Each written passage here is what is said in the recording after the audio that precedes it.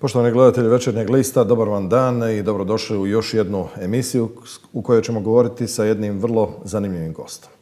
Sumantra Bose, indijski je profesor međunarodne i komparativne politike na visokoj Londonskoj školi ekonomije.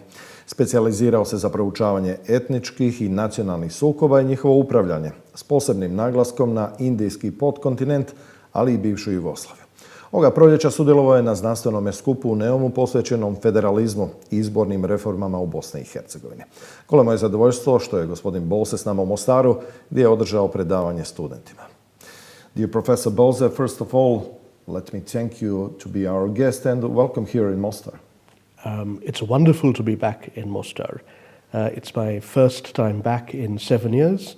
The last time I came was 2014. But between 1998 and 2004, I was repeatedly and frequently in Mostar and spent a lot of time here. Let me start not with the federalism. And how do you feel? Do you feel any differences here in Mostar? Did Mostar improve himself, or it's maybe the same situation a couple of years ago when you came here? Well, since I first came here almost 25 years ago, I remember a completely devastated and disturbed environment. And of course, over the years, there has been change, at least at the superficial level. And I've only been here for 3 days so far on this visit. I'm staying for another several days because I wanted to spend a full week here, just in Mostar. But I notice that the political and psychological divide is still as alive as ever. And it's of course reflected in the urban geography. As it has been since the end of the fighting here in 1994. But at the same time, I'm happy that there is once again a functioning city government after a long gap. And I can also sense an atmosphere of relative optimism here. And I was just interacting with students at the University of Mostar, and I told them that I am counting on their generation to take their city and indeed this country and the whole region forward in the future. Did I maybe ask you some hard question that you didn't know the answer? I mean, the students. Yes, they asked various questions. They asked me what I think of the office of the High Representative. They asked me what I think of the flare-up in Montenegro, the flare-up on the Serbia-Kosovo border, and all of that.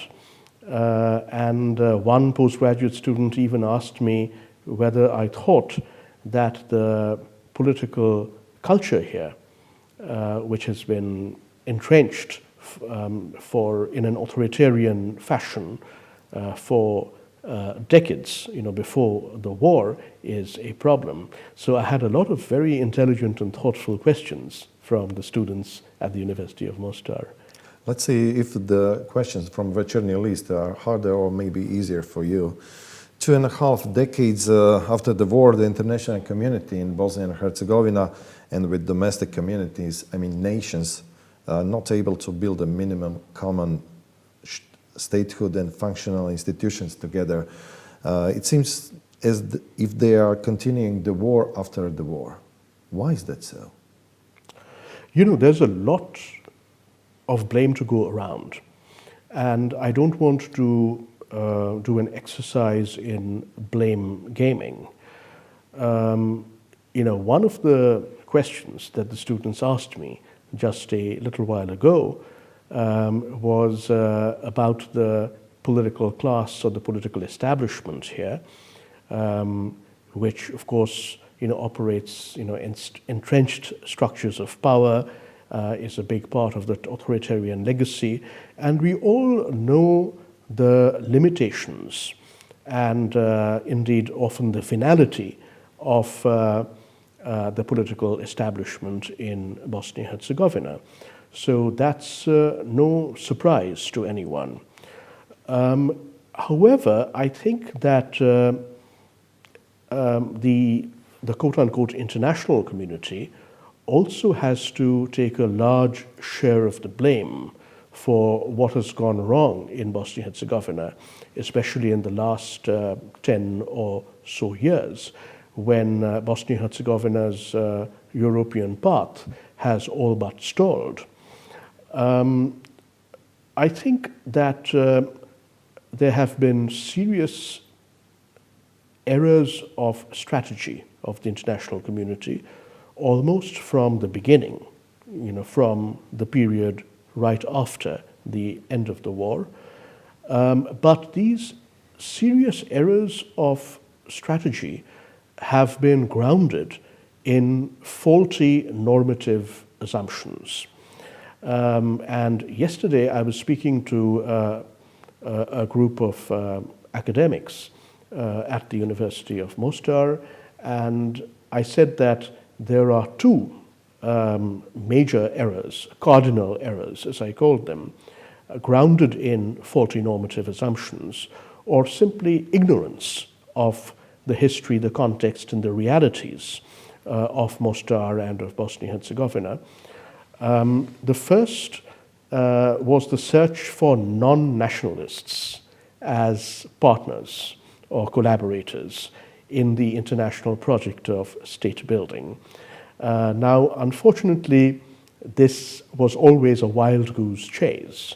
This was a red herring, because in Bosnia-Herzegovina, non-nationalists, either they don't exist at all, or they are too weak and marginal to make a difference. Of course, there are some who claim to be above nationalism, but they represent a particular type or form of nationalism while claiming to not do so. And the second cardinal error, which I highlighted to the academics at the University of Mostar, and I think they agreed with me, was this predisposition to the conventional majoritarian form of government, and towards and a preoccupation with building a unitary sense of Bosnian identity, which was always doomed to fail. The Austro-Hungarians failed 100 plus years ago. King Alexander's dictatorship failed to create a unitary pan-Yugoslav identity in the 1930s. So these were the two cardinal errors, grounded even maybe in faulty Tito's time. normative. That was the Yes. Well, of course, Yugoslavism was a supranational concept which accommodated the national identities. With the republics Yes, I mean, there are many faults in the Titoist system, which was at the end of the day just intended to shore up the authoritarian, one-party rule. But it's important to remember that although the Yugoslav supranational category was available for self-identification,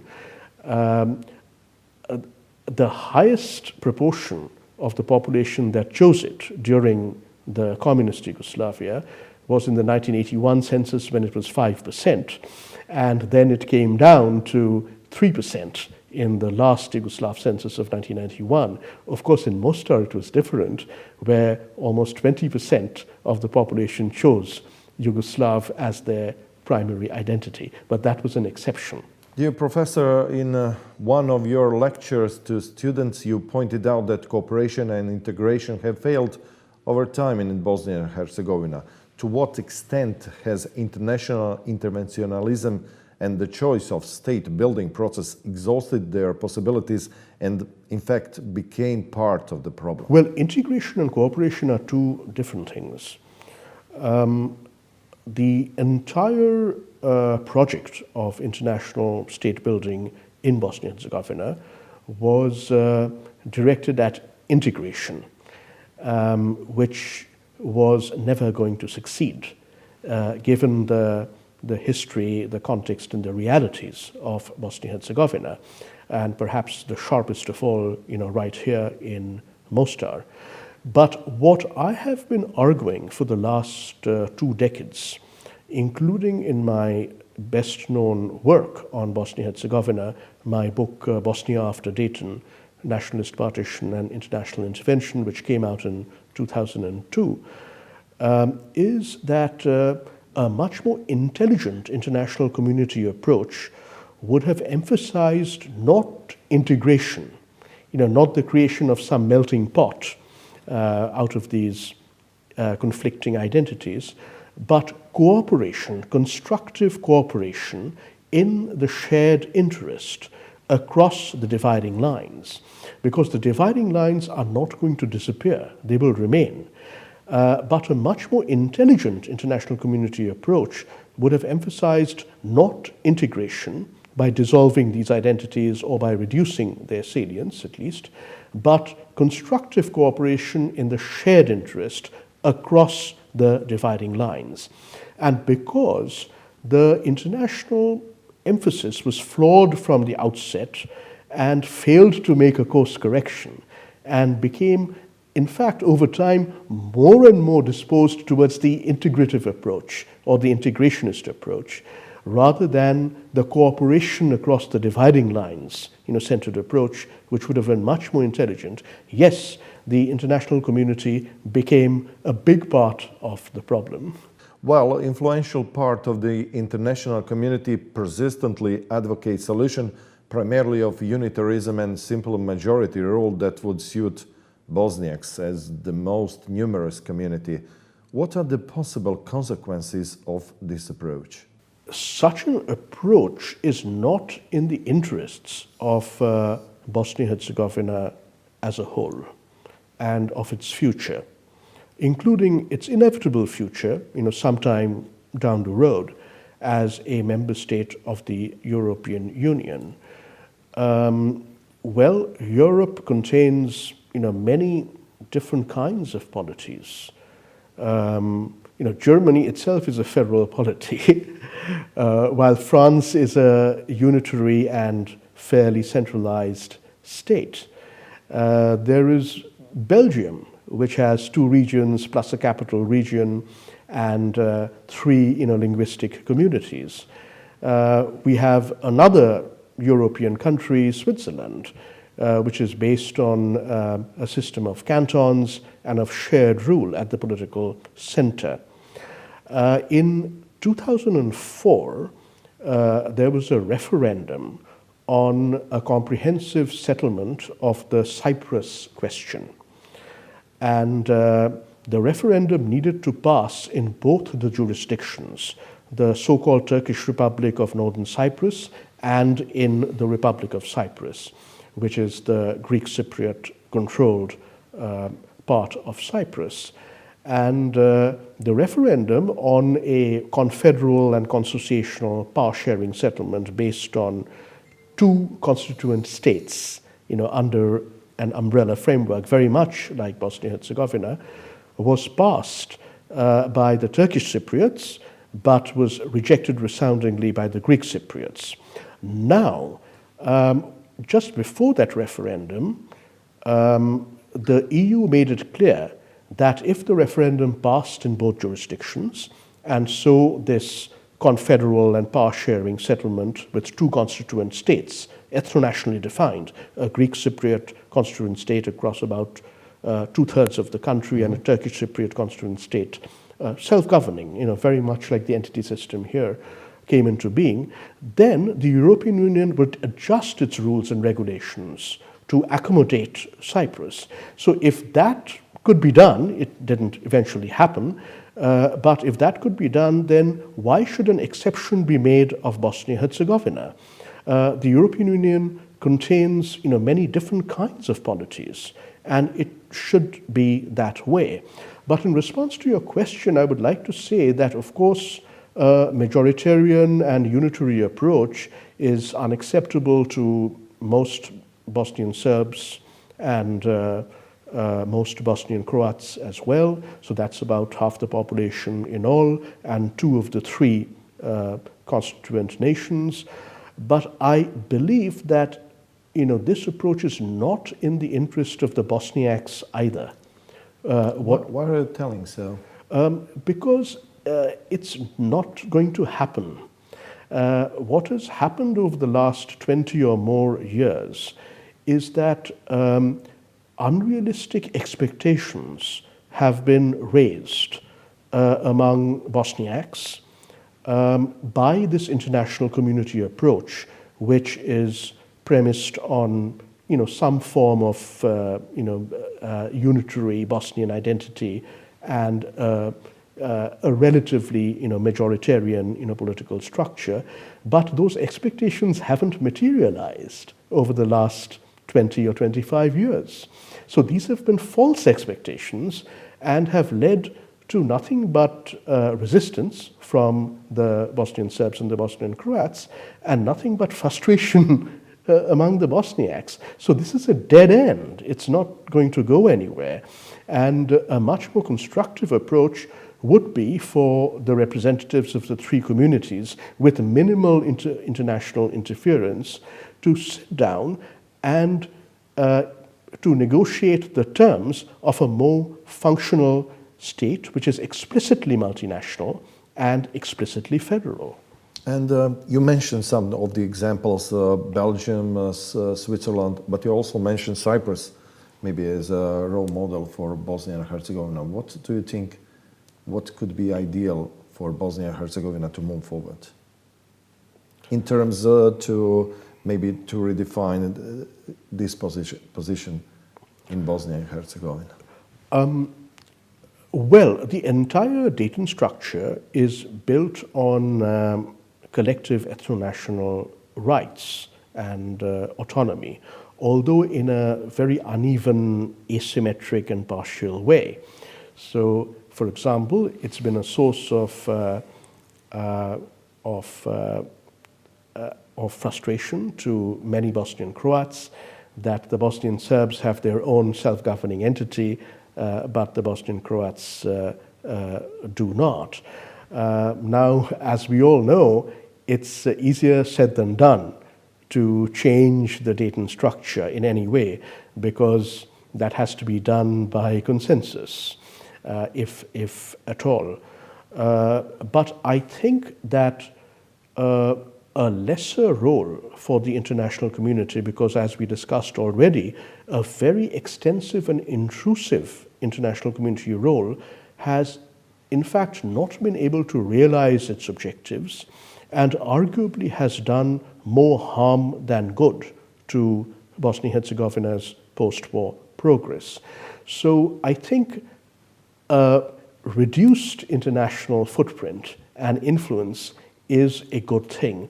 The other result of a very extensive and intrusive international presence and activity, of course, has been that it creates a dependency syndrome, because the political establishment doesn't have to take responsibility. They have always alibi to do nothing. To do nothing, yes, because the ultimate authority lies somewhere else. So they are able to free ride on the internationals. So a reduced international role, in fact, puts a greater onus on the political establishment to step up and take responsibility for their own country's future. Well, the Court of Human Rights has issued 5 judgments against Bosnia and Herzegovina because the representative of minorities who are called others in our country cannot run for the highest position in the state, the presidency and the House of Peoples. Some politicians see this as a way to abolish consensualism, a category of constituent peoples. Are the collective rights of the constituent peoples and individual civil rights mutually exclusive? Given the history, the context, and the social and political realities of Bosnia-Herzegovina, the political system has privileged collective ethno-national rights and identity. Because seriously, there is no alternative, to that, given the history, the background, the legacies, the context, and the post-war realities. But we are going back to this tussle between individual rights of citizens versus collective rights of national communities. And it is not an either-or choice, as some people very simplistically think, including in the high echelons of the international community, that it either has to be the primacy of individual rights or the primacy of collective ethno-national rights. In fact, if you look at most polities in the world, most countries in the world, most of them combine in some variant the rights of individual citizens and the rights of communities. And given the particular context of Bosnia-Herzegovina and the larger region that it is part of, there is no alternative but to having a political system which gives a lot of weight to collective ethno-national rights and autonomy. But that need not be at the cost of the individual rights of citizens. The problem is that the misplaced priorities of the international community have led to Bosnia-Herzegovina's progress stalling over time. So in fact, the international community has not been able to advance the cause of individual rights of citizens, despite its rhetoric and its best efforts. And I think that with a reduced international footprint and presence with minimal external interference, it's up to the Bosnians themselves, of all three nations, to come up with that kind of reform that will lead to a better balance between collective ethno-national rights and the individual rights of citizens. But this has to be done as an internal process, not something that is externally imposed or engineered. Let me quote you what you just said a couple months ago in a Neom. If there are three nations, is it logical that there should be three entities, not two entities? Please explain that and why, in your opinion, this is not the case in Bosnia and Herzegovina. Well, the asymmetric and uneven data structure is a result of wartime, exigencies, and of course, the Federation of Bosnia-Herzegovina originated in the ceasefire of March 1994 and was then incorporated into the Dayton Peace Agreement. So this led to the asymmetric situation of three recognized national peoples who are constitutionally equal, but two entities, rather than three. And of course, once the Dayton Agreement was signed, it's proved almost impossible to make any major changes to it.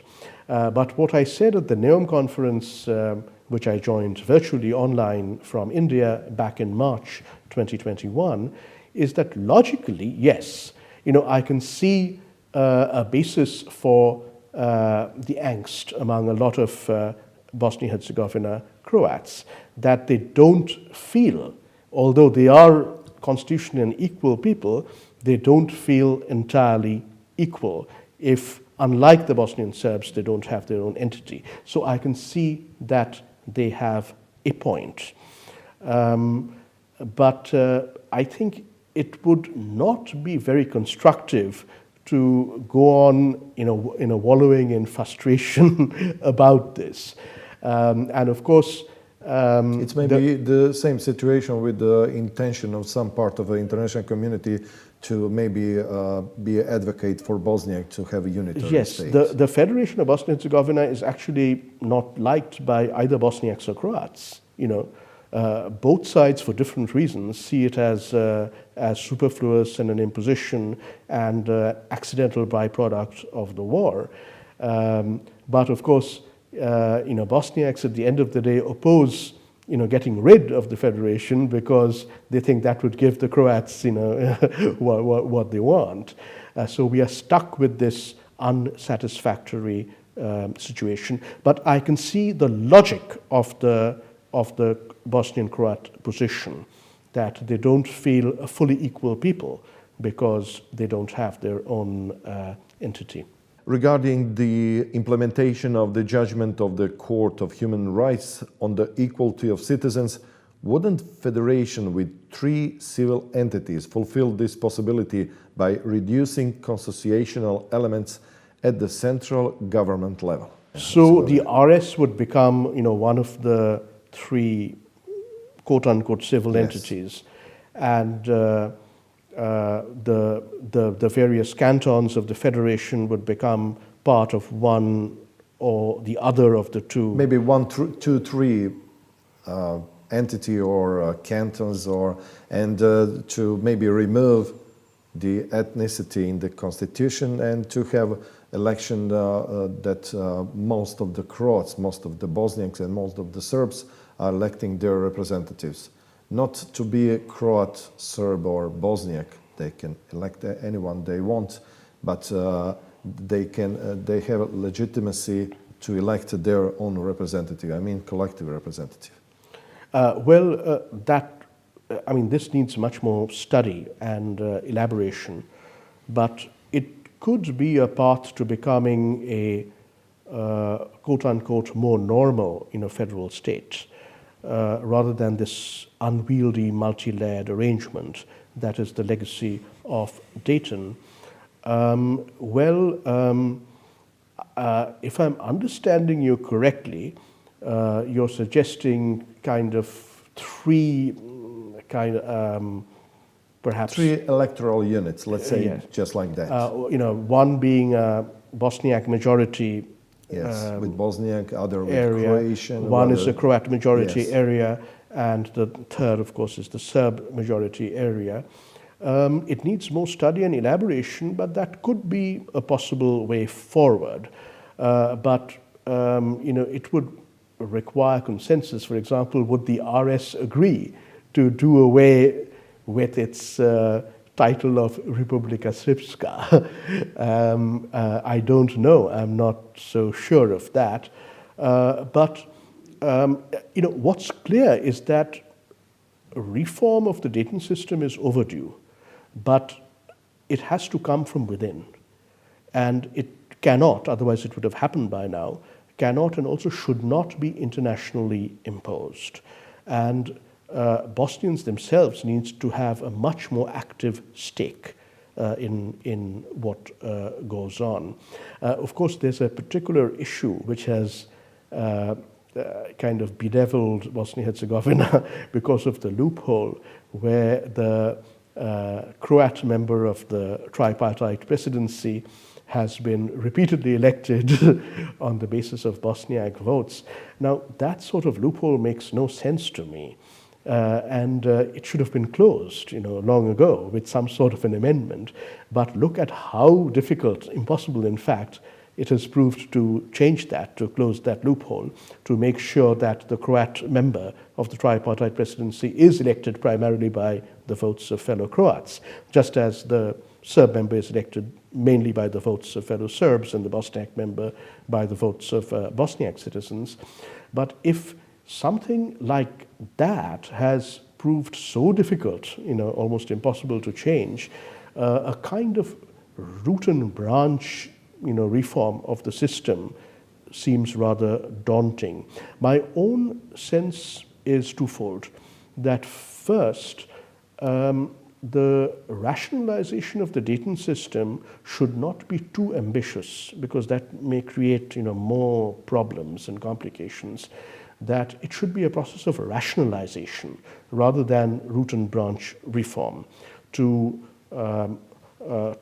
expedite Bosnia-Herzegovina's path eventually to the European Union. And secondly, the international role, something I've stressed, should not be overweening and intrusive. It should primarily be a Bosnian initiative with minimal international interference.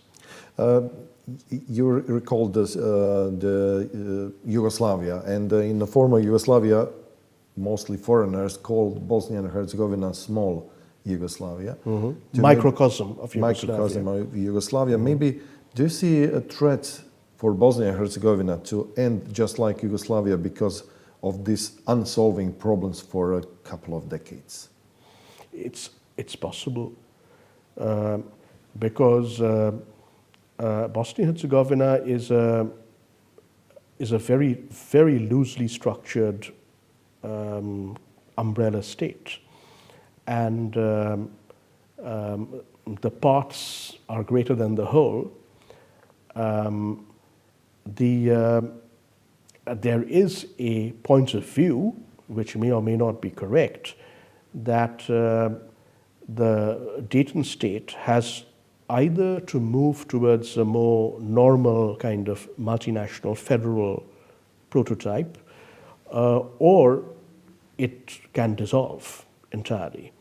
So the second outcome can't entirely be ruled out, although not in the immediate future. But I do think a much better outcome would be a modus vivendi, as they say in Latin, a pragmatic pact between the three national communities to establish a more workable, explicitly multinational and explicitly federal state. Well, I do recall the years immediately after the end of the war, when so many Bosnian Serbs, as well as many Bosnian Croats, did not even want to say Bosnia-Herzegovina. They said Herceg Bosna or Republika Srpska. That's it. In particular, here in Herzegovina, yes, we want to call us as a Herzegovinians. Yes, yeah. I mean, the Herzegovinian identity is very, very strong here, and cutting across the ethno-national divide, and that can be a basis of cooperation. In fact, because this side of Mostar is Herzegovinian, the other side is also Herzegovinian. And the context here is quite different from Sarajevo, which is only 2 hours away, but quite far away in other respects. And so I think both the change I do see is that both Bosnian Croats, and despite the rhetoric of Dodik, about secession and the final dissolution of Bosnia and Herzegovina, both Bosnian Croats and Bosnian Serbs have sort of moved beyond the rejectionism, which is a negative stance, basically a defensive negative stance of the early years after the war, the first decade after the end of the war, and they have realized that they have a legitimate stake in Bosnia-Herzegovina. The question is, what type of state is it going to be? They no longer really overwhelmingly reject that a state itself should exist. So, optimistically speaking, the potential does exist for a modus vivendi. But the international community has to learn from some of the strategic mistakes it has made and stop pushing failed ideas and agendas that were grounded in faulty normative assumptions and in inadequate, or in some cases incorrect understanding, ignorance of the history, the context, and the realities here. I'm visiting Mostar after 7 years, as I mentioned. Do you maybe see Mostar as an example or maybe a blueprint for the resolution all these problems we are speaking Mostar about? Mostar is the most difficult place in Bosnia-Herzegovina and has been since the end of the war in terms of cooperation. And clearly, jedan grad hasn't worked, based on this unitarist conception and this preoccupation with integration. A much more intelligent approach is encouraging cooperation across dividing lines. And if that materializes in Mostar, which is a very difficult place, it's a very tough place, then it can certainly happen in Bosnia-Herzegovina as a whole. You mentioned a few minutes ago that Bosnia-Herzegovina was a microcosm of Yugoslavia, which of course it was. I mean, there's a saying that without Bosnia there is no Yugoslavia, and without Yugoslavia there is no Bosnia. Unfortunately, that proved to be correct. And likewise, Mostar and its problems and challenges is a microcosm of Bosnia-Herzegovina as a whole. In Mostar, I find that unlike, say, 20 years ago, or even 15 years ago, a lot of the Croat population here have rediscovered their stake in Bosnia-Herzegovina. But of course, they want honorable terms. They want to negotiate their own stake, and I completely understand and respect that. The final question, BiH is a kind of international experiment.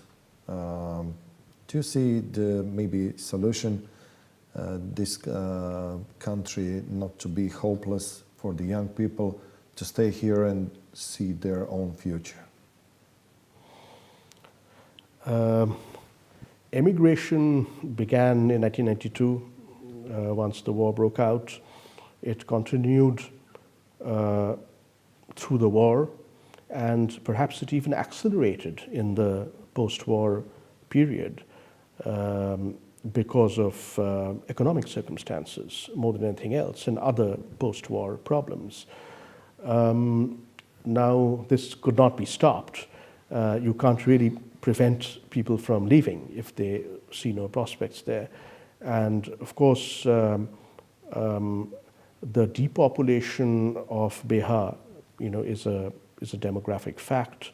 The first to leave were the professional elite, specialists in various fields, the highly educated.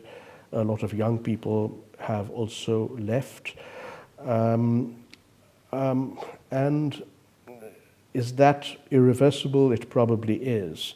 So one of the points I made to the students and the academics at the University of Mostar as well is that ways should be found for this huge emigre population post-1992 who have often made very good lives and careers in countries around the world to contribute in a more systematic and organized way, because overwhelmingly they care about Bosnia-Herzegovina, even though they don't live here anymore.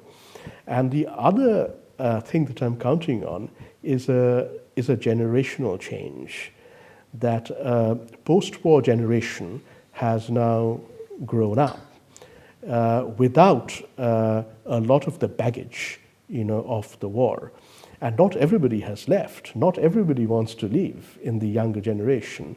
And even if they leave for higher studies abroad, they want to come back and contribute to their country. I know many people like that as well.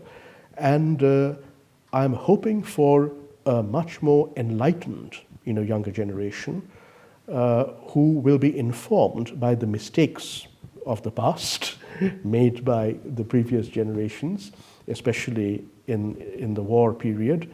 And they will have a much more cosmopolitan, outward-looking orientation. A student was just asking me before I came to do this interview with you that he feels, very Croatian. Okay, he's a Bosnian Croat, but he feels very Croat. And I said, there's absolutely nothing wrong with that. There's nothing peculiar or abnormal about it.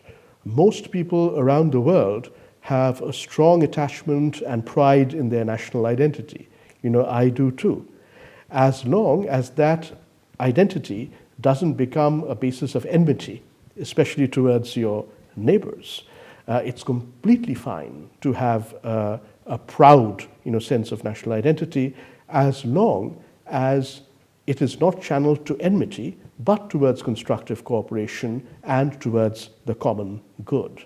This is a great fallacy of the international community to see national identities as a problem.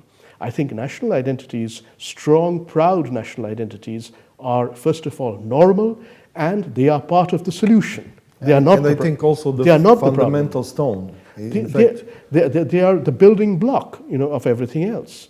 One needs to respect and accept these national identities and help to channel them in positive and constructive directions, rather than perpetual division and enmity. Dear Professor, while we are speaking, I imagine you as a high representative of Bosnia and Herzegovina, or just member of the tripartite member of the presidency of BiH? The last thing I would want is to become the high representative. Maybe because of the salary. Even if I could.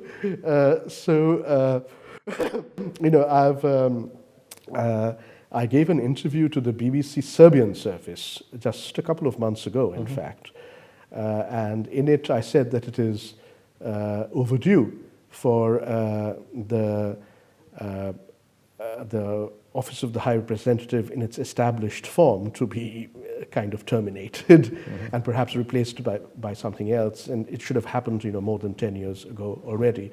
But I would like to say that, I've been coming to Bosnia-Herzegovina for almost 25 years now. And I consider myself a friend and a well-wisher of the country and all its peoples without any discrimination. And there's a lot to be frustrated about. There's a lot to be disappointed about, especially the economic situation, which we haven't really discussed. But I think it's also possible, amidst all the frustration and disappointment that has accumulated over 25 years, to be cautiously optimistic about the future. But it's very important both for the internationals, especially for the internationals, but also for the locals, the political establishment and the public at large, to learn from the mistakes of the past. Thank you for your time. My pleasure. It was a really pleasure to have you here in Mostar. Thank you so much. I look forward to coming back very frequently from now on. Thank you again. Poštovani gledatelji, hvala lijepa za vašu pozornost. Bio je to profesor Sumantra Bose sa Visoke škole poslovne ekonomije iz Londona. Nastavite dalje pratiti Večernji list i naše emisije. Dovodimo vam nove goste i zanimljive teme. Srdačno i lijepi pozdrav.